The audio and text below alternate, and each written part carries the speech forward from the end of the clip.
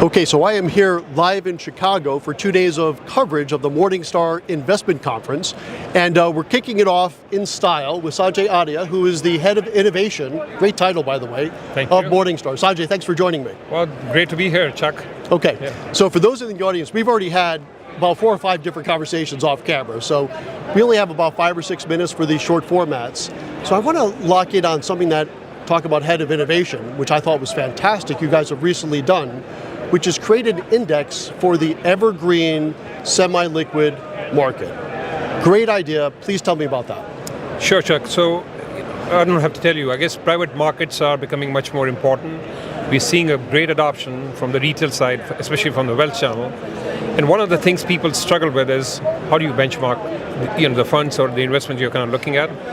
And the other, if you are allocator or selecting funds, you got a lot of choices. So how do you kind of make the appropriate choices? So those are kind of the underlying reasons why we actually want to bring a little bit more structure, transparency to this segment of the market. Love that. Yeah. So by way of some context, as we were talking about off camera, this is sort of my side gig. I actually run a firm, Sovereign Financial, and we recently launched our own fund of funds for alternatives. All right. So I was thrilled, thank you, thrilled when you launched this index. We actually just signed up for it as our benchmark. And one of the things I think is interesting, and I was kind of like, why did it take the market so long to get to this, is your point.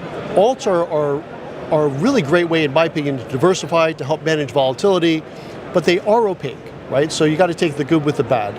How are you envisioning this index to help with that opaque issue? Yeah, so Chuck, we at Morningstar, we've been in the mutual fund data collection business for close to 15 years.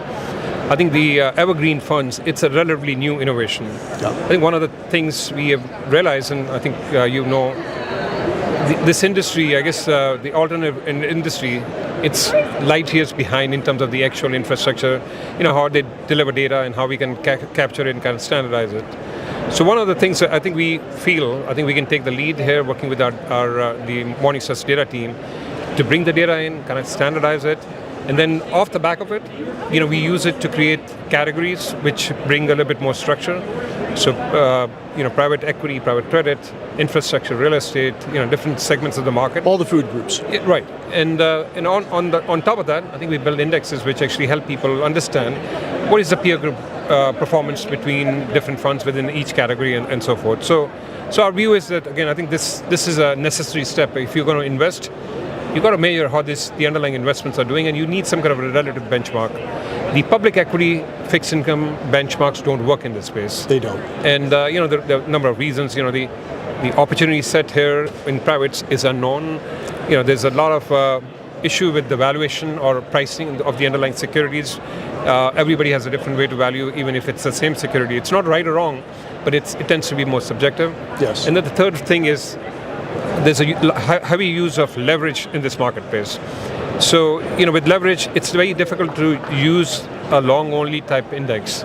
And, we feel having a peer group benchmark kind of gives you what the lay of the land is, kind of look at the full spectrum and where different funds fall. I think it kind of gives you an idea about, which is, better fund, which is worse fund. Okay, that makes a ton of sense. So this is relatively new. When did this index launch? So we launched the index in January of this year. Yeah. Very excited. Again, I think we've had a great reception. Folks like yourself, I think it's a need that we think market actually was ready for.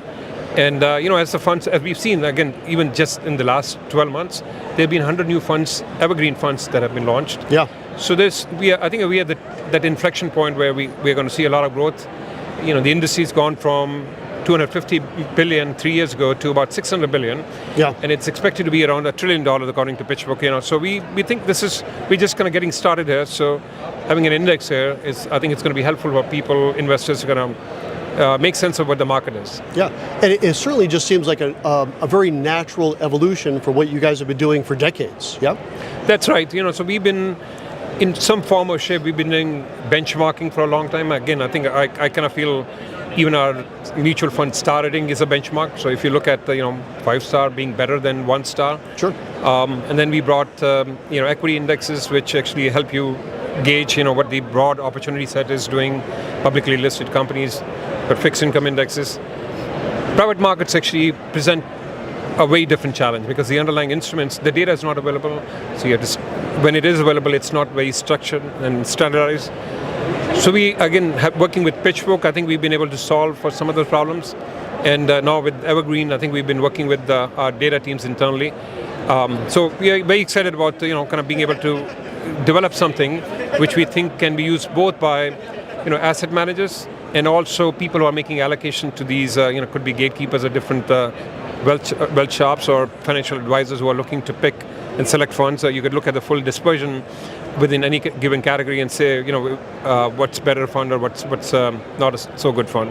Love it. Yeah. So, and I think there's going to be a huge amount of appetite for this in the marketplace because, to your point earlier, alts are becoming much more popular. They're definitely coming down as far as accessibility. But still, that level of confusion is still there, especially with some of these retail investors that have never done alts before. So I think this will be quite helpful. If I could ask you to break out the crystal ball for just a moment, where do you see this index being a year from now, and what role do you see it playing?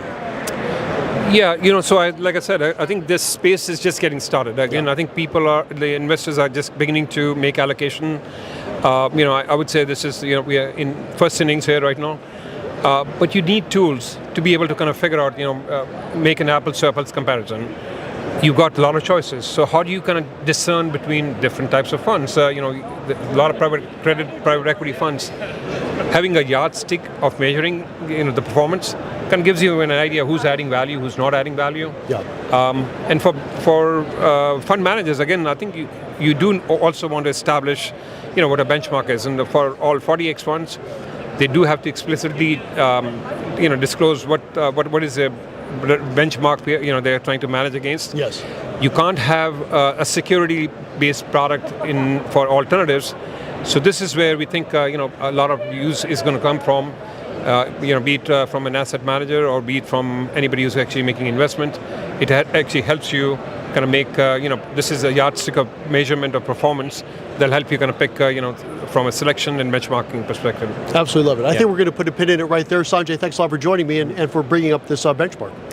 Chuck, thank you so much, and good luck with your efforts. Very excited about what you're doing as well. Thank you very much. Okay, So as I said, this is just kicking off our 2 days of coverage. I'll be back in another hour or so with our next segment. I will see you then. Thank you, Chuck. All right, that was great.